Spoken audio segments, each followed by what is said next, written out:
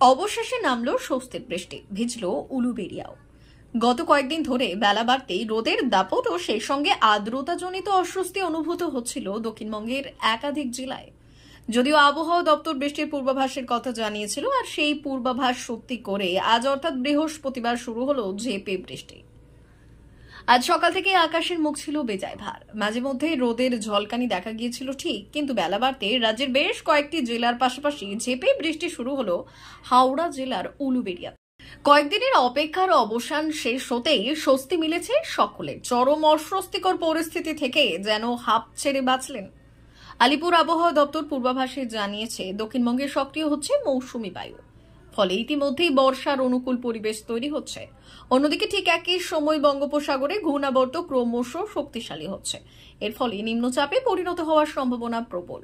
এর প্রভাবে আগামী ৩-৪ দিনের মধ্যে দক্ষিণবঙ্গের বাকি জেলাগুলিতে প্রবেশ করবে দক্ষিণ পশ্চিম মৌসুমী বায়ু।